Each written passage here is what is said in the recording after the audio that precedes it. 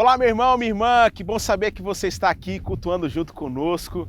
Hoje é um domingo diferente, você acabou de assistir esse vídeo, nós estamos começando uma série nova, vamos falar sobre o profeta Jonas e vamos estudar sobre esse contexto de estar no mesmo barco. Talvez você está se perguntando por que nós estamos na praia. Eu tenho certeza que você já foi abençoado com essas músicas que nós cantamos ao Senhor. Nós estamos aqui porque nós queremos de fato, neste espírito de culto, também trazer uma experiência onde você vai imergir, porque nós cremos que essa história ela se passou num contexto parecido com esse. Mas também queria salientar aqui, eu gosto muito de um escritor chamado Francis Schaeffer. Ele tem um livro chamado A Arte e a Bíblia, e o Francis Schaeffer vai falar o seguinte: o senhorio de Cristo deve incluir interesse pelas artes. O cristão deve usar as artes para glorificar a Deus, não simplesmente como propaganda evangelística, mas como algo belo para a glória de Deus. Nós cremos que, de fato, quer comais, quer bebais, que nós possamos fazer tudo para a glória de Deus. E nós estamos vivendo em tempos difíceis, diferentes, aonde você está aí, nós estamos aqui. E o que nós queremos fazer, de fato, é prestar esse culto a Deus, mas assim, com excelência. Nós queremos, e viemos para cá, tivemos esse trabalho, para que de fato você talvez consiga se imergir, entender um pouco mais sobre essa história, nesse contexto, até porque, como eu acabei de falar, eu creio que essa história aconteceu, na grande parte, num ambiente parecido com esse. Apesar que eu acho que as nossas praias são bem mais bonitas do que aquela região onde se passa a história de Jonas. Nós vamos estar durante 8 semanas estudando esse livro e você verá o quanto essa história ela tem a nos trazer reflexões para os nossos dias. É uma história profética que também aponta o caminho para o Messias. E nós vamos começar hoje lendo os 3 primeiros versículos do capítulo 1. Eu queria que desde já você acompanhasse comigo. Aqui na tela nós vamos ler capítulo 1, versículo 1 do livro de Jonas. A palavra do Senhor veio a Jonas, filho de Amitai, com essa ordem: vá depressa à grande cidade de Nínive e pregue contra ela, porque a sua maldade subiu até a minha presença. Mas Jonas fugiu da presença do Senhor, dirigindo-se para Tarsis. Desceu à cidade de Jope, onde encontrou um navio que destinava aquele porto. Depois de pagar a passagem, embarcou para Tarsis para fugir do Senhor. Vamos orar mais uma vez? Pai, nós estamos aqui neste lugar tão especial, nós estamos aqui de fato desfrutando, ó Deus, da Tua bondade, da Tua misericórdia, perceber na criação que o Senhor é um Deus de excelência, Tu és um Deus extraordinário, Pai. E nós queremos nesses dias, Pai, onde nós estaremos estudando esse livro, que o Senhor possa se revelar a nós, que o Senhor possa trazer lições extraordinárias para o nosso coração, para a nossa vida, Pai. Eu te peço isso, em nome de Jesus. Se você crê nisso, um amém bem forte aonde você estiver. Amém, glória a Deus. Meu irmão, minha irmã, há 2 semanas atrás eu fiz uma pregação onde eu contei um pouco da experiência do meu filho Luca, mais velho, aprender a andar de bicicleta. E nessa história eu também poderia, sei lá, levantar aqui várias histórias de como eu aprendo mais sobre a bondade de Deus com a minha vida, porque eu aprendo muito mais de Deus vendo os meus filhos. Eu conto para minha esposa que sempre eu consigo ver aplicações práticas, porque eu acho que fica mais fácil para a gente entender um pouco mais sobre o quão Deus é gracioso quando nós nos tornamos pais. Mas além do Luca, eu tenho a minha filhinha, a Esther, de 1 ano e 9 meses, e a Esther agora começou a fazer uma brincadeira que o Luca também brincava quando era mais novo, apesar que também o Luca ainda brinca, mas eu quase que não brinco com ele com essa brincadeira, porque ele é muito bom, que é a brincadeira do esconde-esconde. E a Esther então está naquela fase que ela fica se escondendo, colocando a mão no rosto, ou ela dá um pulo de cara assim no travesseiro, ou então no máximo que ela faz, ela fecha os olhos na minha frente e ela fica querendo tentar assim se esconder de mim. E quando ela faz isso é engraçado porque eu tô ali, e para quem olha de fora assim, acha assim aquela brincadeira, lógico, para quem tem coração com criança, acha aquela brincadeira bonita, mas para quem não tem, fala assim, que brincadeira sem graça, até você se tornar um pai, uma avó, um tio. Essa brincadeira é engraçada porque, de fato, quando a Esther fecha os seus olhinhos, ela acredita que ela está invisível, ela está na minha frente e ela fecha os olhos. E por algum motivo ela acha, de fato, que o seu pai não está enxergando. Esses 3 versículos que nós acabamos de ler contam a história de um profeta chamado Jonas, do Velho Testamento. E nesse primeiro momento diz que Jonas tentou fugir da presença de Deus. E a gente às vezes acredita de fato que nós podemos sair dessa visão de Deus ao fechar o olho, ao tentar fugir daquilo que Deus tem para a minha história. Nós agimos de maneira completamente infantilizadas por achar que Deus não está nos enxergando. Entretanto, eu creio que muito dessa tentativa do fugir de Deus é porque nós queremos fugir daquilo que nós sabemos que Deus tem para a nossa vida e nós tentamos então nos esquivar porque nós achamos que aquele plano que Deus tem para nós, na verdade, não era para nós. A gente tem a impressão que talvez Deus tenha errado nos seus desígnios eternos. Nós começamos então lendo o versículo 1, que diz que a palavra do Senhor veio a Jonas, filho de Amitai, com essa ordem. Nós precisamos relembrar aqui um contexto histórico, porque quando a gente escuta a palavra Jonas, se eu perguntar para você o que vem na sua cabeça de imediato, talvez o que vem na sua cabeça é aquele homem que foi engolido pelo grande peixe. Nós vamos chegar nesse capítulo daqui a algumas semanas. Entretanto, isso faz parte de uma história muito mais extraordinária. E por que essa história é muito mais extraordinária? Porque esse livro de Jonas é um livro profético. Nós vamos apresentar Jesus através desse livro e nós temos falado que todo o livro do Velho Testamento aponta para o Messias. Esse livro tem um livro, na verdade, chamado O Profeta Pródigo, escrito pelo doutor, pastor Tim Keller. E ele escreve esse livro apresentando a história de Jonas como a história de hoje em dia. E basicamente ele separa em dois grupos o livro. Esses grupos é o grupo que é representado por Jonas e é o grupo dos religiosos, de quem faz parte da igreja. E o outro grupo é o grupo das pessoas perversas, ou seja, que nunca tiveram encontro genuíno com Jesus. E ele agora vai tentar retratar isso através da história dos ninivitas, os assírios. E o que ele vai falar sobre essa perspectiva? É que às vezes, irmãos, nós achamos que estamos perto de Deus por meritocracia, porque nós somos pessoas boas. Entretanto, nesse contexto, Jonas estava sendo completamente religioso e achava, porque tinha já o conhecimento da verdade de Deus sobre a sua pessoa, ele achava que tinha resolvido o seu problema.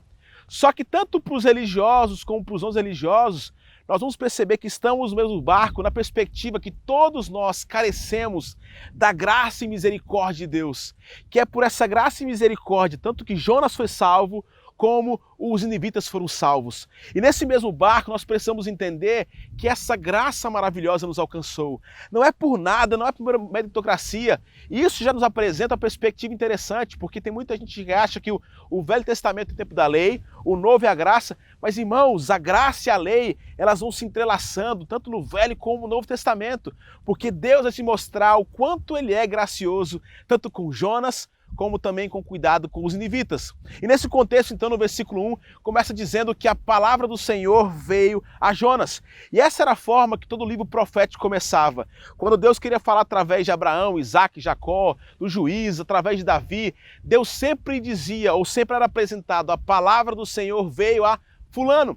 E a palavra do Senhor vinha para fulano, para um profeta, para outro profeta, para que o profeta fosse de fato a boca de Deus para proferir as verdades que Deus queria ao seu povo. Entretanto, essa história ela é sem precedente. E por que ela é sem precedente? Porque é uma história completamente nova. E por que ela é nova, eu quero explicar para você. Na história do Velho Testamento, sempre Deus chamava algum dos seus profetas para que ele proferisse verdades através de um profeta para o seu povo, o povo de Israel, o povo judeu. Acontece que em 3 profetas do Velho Testamento, Deus usa homens para que pudesse proferir uma mensagem para povos que não eram povos judeus. E ele usa então Isaías certa feita, ele usa Jeremias e também usa Amós. Entretanto, essas vezes que Deus usa esses profetas é para falar com outro povo a partir de onde eles estavam, ou seja, eles não saíram de casa para proferir mensagens para esse outro povo. Essa história de Jonas é uma história de um emissário completamente improvável, porque agora Deus não só quer falar com outro povo, ou seja, os assírios, os ninivitas, mas Deus quer que o mensageiro vá até lá. Agora você imagina, quando eu falo que essa história é uma história sem precedente, eu creio que esse tempo de pandemia, de crise política, para muitos, pelo menos para mim, eu não tenho medo de falar isso, não tenho medo de errar. Na verdade, eu posso cravar, pelo menos para o meu coração, que é um tempo sem precedente. E quando nós nos deparamos com algo inédito ou algo sem precedente, irmãos, uma coisa que surge do nosso coração é, às vezes, questionar se o plano de Deus é, de fato, um plano bom e perfeito para a nossa história. Porque quando nos deparamos com algo novo, algo que vem no nosso coração é assim, será que Deus realmente está ciente do que está acontecendo? Será que Deus não me esqueceu? Será que Deus de fato tem certeza das coisas que porventura estão acontecendo, que parece que Deus me esqueceu? E eu acho que é um sentimento que às vezes chega ao nosso coração quando nós somos apresentados para algo inédito, sem precedente. Nós questionamos: Deus, eu acho que o Senhor me esqueceu. Quantos de nós já não vivemos essa crise? E normalmente esses questionamentos surgem quando nos deparamos com algo completamente novo. É engraçado porque o nome Amitai, o nome do pai de Jonas, significa verdade, mas o nome Jonas, ele significa pomba. Jonas não é um profeta novo que só é mencionado aqui. O nome Jonas e o profeta Jonas já é mencionado no segundo livro dos Reis. Esse homem sabia o que estava acontecendo, eles faziam a leitura cultural, política, mas é interessante porque o seu nome significa pomba. E o que eu quero trazer isso como relação para os nossos dias?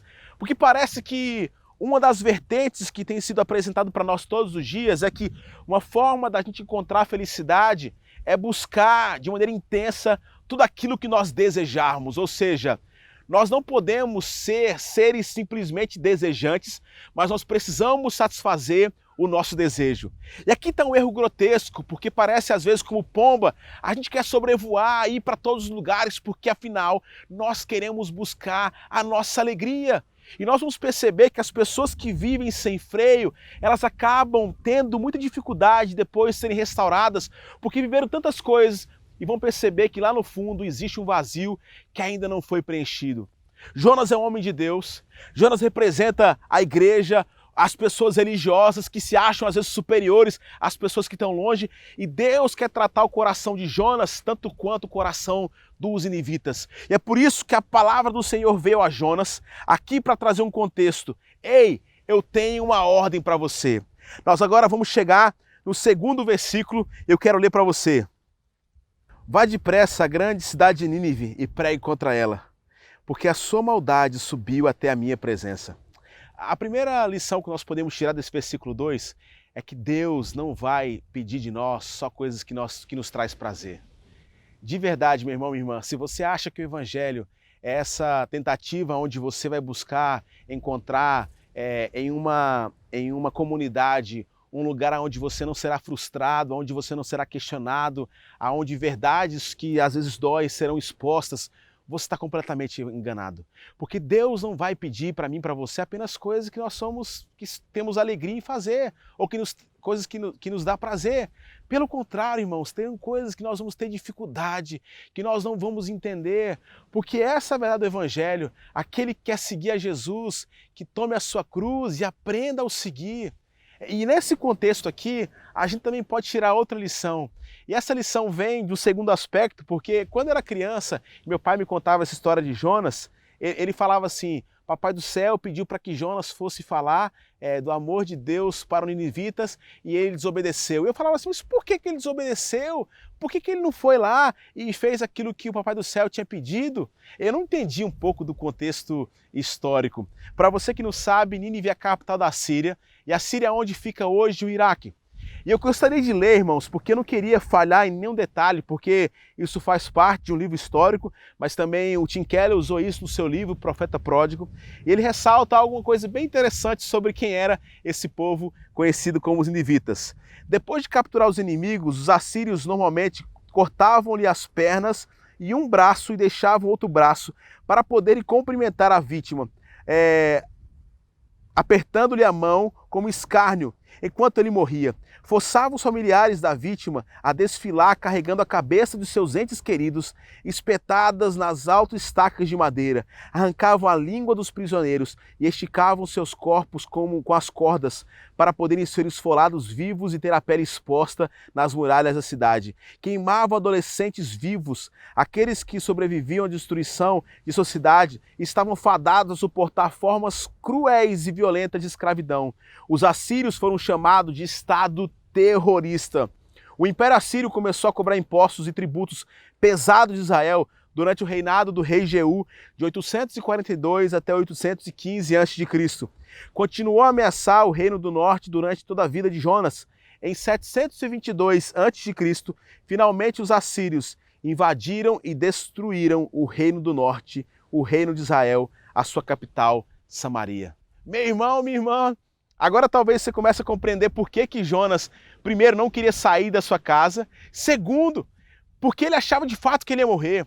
Mas o primeiro, a gente vale salientar aqui, irmãos, que talvez a única oração que Deus fazia, desculpa, a única oração que Jonas fazia a respeito do povo ninivita era uma. Era assim: Senhor, consome esse povo com o teu fogo, porque esse povo merece a perdição. Talvez a única oração que Jonas apresentava ao Senhor. Jonas, ele era mencionado, já foi mencionado no segundo livro de Reis, era um cara que conhecia a cultura, conhecia a política, sabia como o povo de Israel era perseguido, ficava amedrontado com a situação dos assírios, ele sabia todo o contexto do que acontecia. Agora Deus chega para ele e fala assim: eu quero que você vai falar para Nínive sobre a minha misericórdia. Meu amado irmão, eu não sei para você, mas agora você começa a entender um pouco mais do coração de Jonas, porque nós somos assim. Tem gente que talvez a nossa oração, e talvez pode parecer pesado, alguns talvez não tenham coragem de professar isso, mas tem pessoas que têm tanto contra alguém que a única oração que ela consegue fazer é assim: eu queria que essa pessoa morresse, pelo mal que ela me fez, ela não merece salvação. Inclusive, eu sempre brincava quando a gente se reunia como igreja, eu falava assim: ó, cuidado, olha para trás, porque você pode ver alguém que você odeia, e se ela entrasse na igreja, 2 sentimentos poderiam parar no seu coração. Se você fosse muito crente, dizendo assim: glória a Deus, ele está aqui. Mas 2, que é o mais provável: não é possível, só falta agora se tornar crente e ser salvo. Porque parece que nós merecemos salvação, mas o outro não merece.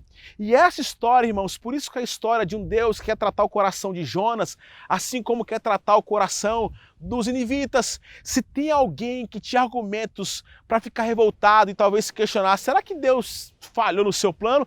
Esse alguém era Jonas, porque o que ele tinha contra os assírios era algo muito grave. A sua oração era: Senhor, consome esse povo desgraçado.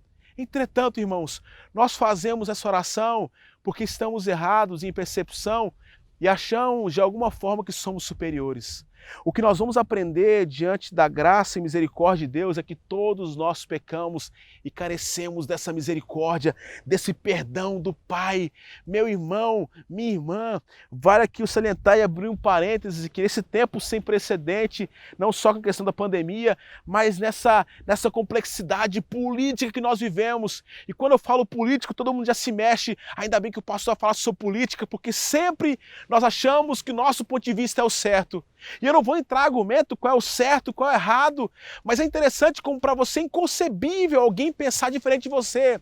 E tanto quem é de direita quanto a de esquerda vai achar argumentos para suprir os seus achismos. Aí você ainda consegue agora falar assim: não é achismo, é certeza, porque a Bíblia fala assim. Meu irmão, minha irmã, você tem perdido amigo, parentes, você tem parado de falar com o seu pai, com o seu filho, por questões políticas. Eu queria que você entendesse que tão pecador quanto, e de fato alguém que carece da graça e misericórdia de Deus, quanto aquela pessoa que você acha um absurdo, é você. Então pare de ficar olhando para o próximo achando que você é melhor, porque inclusive o problema da igreja hoje, irmãos, é porque nós usamos isso como argumento, que nós somos o povo de Cristo, que nós somos cabeça, não somos cauda, e tem um monte de gente nos assistindo aqui agora, que são pessoas que não gostam de igreja, e não gostam por um motivo, porque eu e você nos achamos superiores. Nós somos o grupo dos religiosos que achamos de fato temos que orar, e se formos orar, Deus consome quem pensa diferente de nós. Em nome de Jesus, comece a refletir. Tem muitas pessoas que não têm mais sentado na sua mesa por conta de questões políticas, e até quando você vai viver com esse embate? São grupos de WhatsApp que estão sendo destruídos. Nós não conseguimos conviver mais com quem pensa diferente de nós. O Dr. Tim Keller, no seu livro, então, ele vai falar o seguinte: que temos que ver que o principal ensinamento do livro não é sociológico, mas sim teológico. Jonas quer um Deus de acordo com a sua própria preferência, um Deus que simplesmente destrói os maus, como por exemplo os ninivitas, e abençoa os bons, como por exemplo Jonas e seus compatriotas. Não é assim que nós achamos que justiça é feita? Que Deus tem que me abençoar o meu plano porque eu sou bom, eu sou do grupo de Jonas, mas Deus tem que amaldiçoar as pessoas que são diferentes de mim. Deixa eu falar uma coisa, meu irmão. Eu sei que seu coração tem sangrado por várias questões políticas, a questão racial que nós falamos semana passada, mas você pode ter certeza de uma coisa: que antes do seu coração sangrar, o coração de Deus sangra antes do seu coração. E eu tenho como base teológica isso porque desde quando Adão e Eva, eles pecaram ao usufruir daquele fruto conhecimento do bem e do mal, irmãos. Deus, o seu coração sangrou e ele sabia que a única forma de expiar o pecado da humanidade era através da morte de alguém. E esse alguém deveria ser o seu filho, Jesus Cristo. Quando Adão e Eva pecou, irmãos, entrou no curso da humanidade o plano Cordeiro de Deus que tira o pecado do mundo.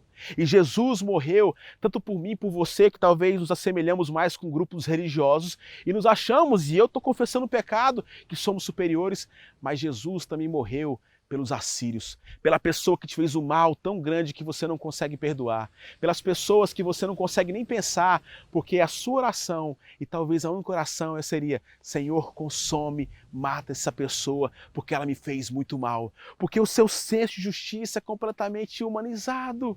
E Deus, por isso que nós estamos no mesmo barco, porque quem é religioso e quem não é, carece dessa misericórdia de Deus. Você precisa entender, irmãos, que o seu chamado não é para a sua glória, mas é para a glória de Deus. E Deus agora, como eu falei aqui, Ele vai te pedir algumas coisas que não vai te trazer prazer, que você não vai ficar feliz. E eu sei que talvez essa palavra é um pouco dura, porque você sabe que você precisa perdoar aquela pessoa que para você ela é imperdoável. Você sabe que você precisa ali andar mais uma milha, duas. Você sabe que você precisa pedir perdão, porque mesmo sem concordar politicamente, você foi completamente desrespeitoso e menosprezou aquela pessoa que pensa diferente de você. Deus vai te pedir coisas que não vão te trazer prazer. Mas nós precisamos aprender isso, irmãos, que o plano que nós estamos é muito maior do que simplesmente um plano para resolver os problemas da nossa vida. Eu queria trazer então como aplicação bem prática, vocês, talvez a grande maioria que faz parte da ponte, sabe que eu gosto muito de futebol. É engraçado quando você assiste futebol com alguém que não entende de futebol, surgem várias perguntas.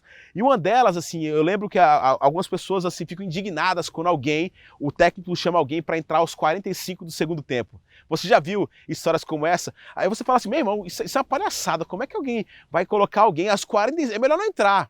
Só que você não entende, talvez você que não sabe muito de futebol, quando o técnico bota alguém aos 45, ele não está querendo ser bonzinho com a pessoa que vai entrar, ele na verdade talvez está ganhando o jogo e ele quer atrasar um pouco o jogo. Ou seja, o jogador ele precisa entender que existe um time, existe algo maior do que simplesmente suprir os seus desejos. Ele está ali porque ele acredita na causa. Ele está ali porque ele é treinado por alguém que sabe o que está fazendo. Mas se você tiver orgulho no coração, é praticamente impossível você aceitar isso. Você normalmente vai ter dificuldade de querer entrar aos 45, a não ser que você entenda que a sua vocação, aquilo que Deus te chamou para fazer, não é simplesmente para fazer as coisas que você gosta, mas é porque você entende que você está diante de um plano muito maior. Eu quero terminar agora lendo o versículo 3. Desculpa, mas antes de ler o versículo 3, eu queria aqui ler uma frase que eu achei extraordinária do C.S. Lewis, que diz o seguinte: o C.S. Lewis diz o seguinte: se eu fosse lhe recomendar a religião para fazê-lo sentir confortável, certamente não lhe recomendaria o cristianismo. Cara, tem algo mais direto do que isso. Eu amo o C.S. Lewis pela sua forma simples, sucinta. É claro que também ele é um cara extraordinário para tentar traduzir coisas belas através da profundidade do evangelho. Mas ele fala: olha, se eu pudesse te sugerir recomendar a religião para fazê-lo se sentir confortável, certamente não recomendaria o cristianismo. Porque, meu amigo, não existe nada melhor do que ter certeza que você está diante do propósito de Deus. Você vai passar por dificuldade, por angústia, mas é uma paz que excede o entendimento. Mas muitas vezes Deus vai nos enviar caminhos que nós muitas vezes não teremos prazer. Versículo 3, eu quero terminar com ele, quero ler com você. Mas Jonas fugiu da presença do Senhor, dirigindo-se para Tarsis. Desceu à cidade de Jope, onde encontrou um navio que se destinava àquele porto, e depois de pagar a passagem, embarcou para Tarsis para fugir do Senhor. Meu irmão, minha irmã, deixa eu falar uma coisa para o seu coração. Toda vez que Deus chamar para a missão, porque às vezes a missão não é prazerosa, haverá sempre um barco indo na direção oposta. Toda vez que Deus te chamar para ser fiel a uma só mulher ou um só homem no seu casamento, haverá um barco indo na direção oposta, indo para um prostíbulo ou para as pessoas que você tem, e você sabe disso. Você vive uma mentira. porque você tem pego o barco para uma direção contrária. Toda vez que Deus chamar para uma direção, para você pagar os seus impostos de maneira correta, você sempre vai arrumar argumentos, vai entrar no barco na direção contrária, porque você quer ter lucros maiores e sabe que você está errado. Toda vez que Deus te chamar para fazer algo, irmãos, sempre haverá um barco indo na direção oposta. Nínive ficava a 800 quilômetros da onde Jonas estava. Sabe o que ele faz? Ele pega um barco para Tarsis. Tarsis era conhecido como o final do mundo. Naquele tempo você não tinha tantas artimanhas ou artifícios, digamos assim, para você conhecer a geografia mundial. Talvez o ponto mais extremo conhecido naquele momento era o sudoeste da Espanha, essa cidade chamada Tarsis, que ficava a mais ou menos 4.000 quilômetros, ou seja, 5 vezes mais. É engraçado, parece que a gente tenta fugir de Deus e a gente quer ir para um lugar tão distante. Sabe por que a gente quer ir para lá? Porque lá talvez nós vamos ser o nosso próprio Deus. Porque lá em Tarso nós vamos querer fazer tudo que a gente pensa que é certo, que é errado. Quantos de nós, porque eu comecei a falar sobre isso, nós somos apresentados a uma situação inédita, sem precedente, nós achamos que Deus errou, então nós queremos fugir, porque nós não gostamos daquilo que Deus pediu para nós, e nesse lugar distante talvez ninguém vai nos incomodar. Mas nós temos o Espírito Santo, que é um alarme que sempre traz para nós a consciência que nós estamos fazendo algo errado e que nós precisamos voltar ao curso normal daquilo que Deus nos chamou e nos vocacionou.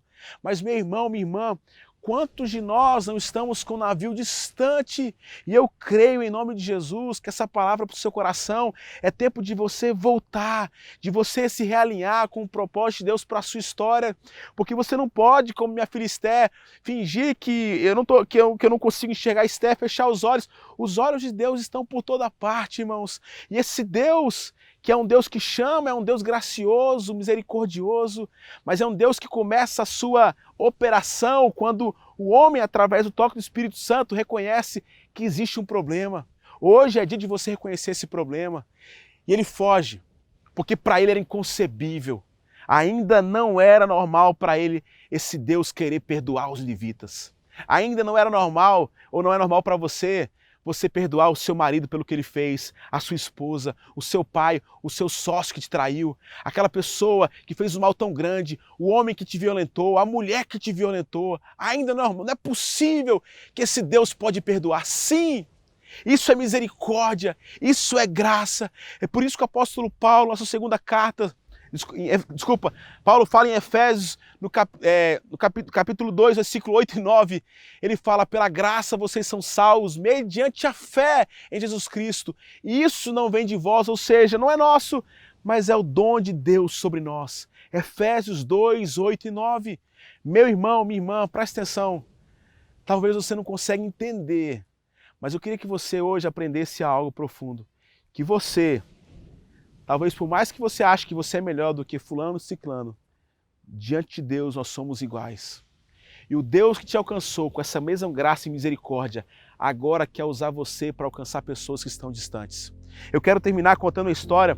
O meu pai me falou desse livro chamado O Refúgio Secreto, e conta a história de uma mulher holandesa que ela consertava relógios na Holanda. O nome dela é Corrie ten Boom. Esse livro tem para vender, é um livro extraordinário e conta naquele tempo do nazismo, perseguindo os judeus, não só na Alemanha, mas tudo estava acontecendo na Europa, nesse tempo sangrento, desgraçado. E a história conta que essa mulher, junto com a sua família, ajudava alguns judeus e pessoas que eram perseguidos pelo regime nazista liderado por Hitler. E nessa história, então, eu vou tentar encurtar bastante aqui, eles são capturados e são levados para um campo de concentração. E neste lugar, essa mulher, uma mulher de Deus, consertava relógio, fazia missão, falava de Jesus, ela vai perder o seu pai fuzilado. Ela não só perde o seu pai, mas porque ficava com sua irmã no campo de concentração. Ela viu o dia e se lembra do dia em que sua irmã foi levada para uma câmara de gás.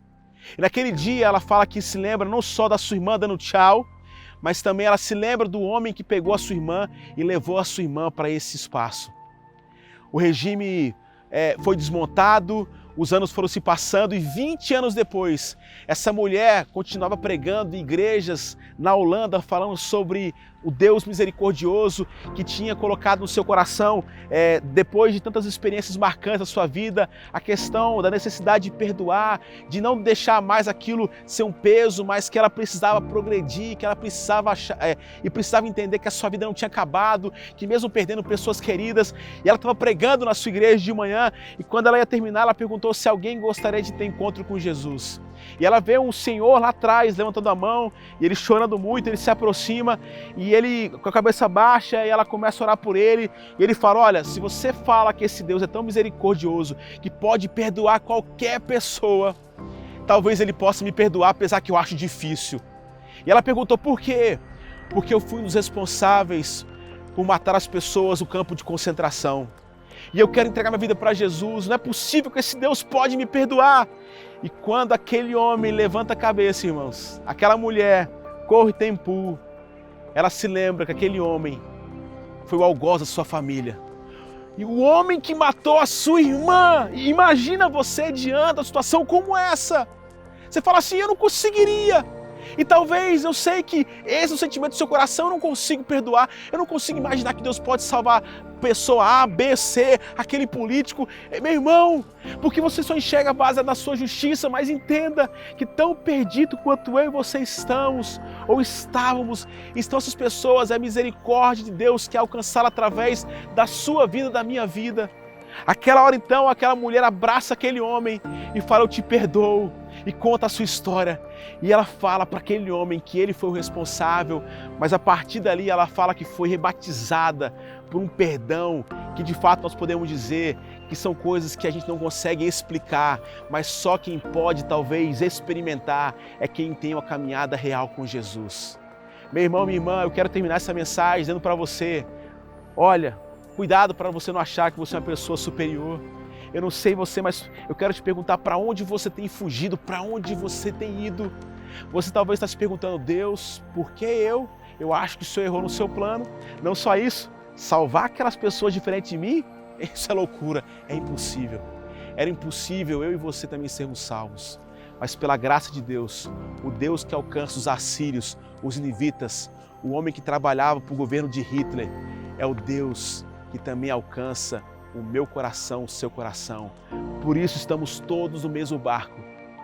E agora queremos entender que essa justiça, ela só foi feita por causa do sacrifício de Cristo Jesus naquela cruz. E é por isso que nós podemos dizer que somos livres em Cristo Jesus.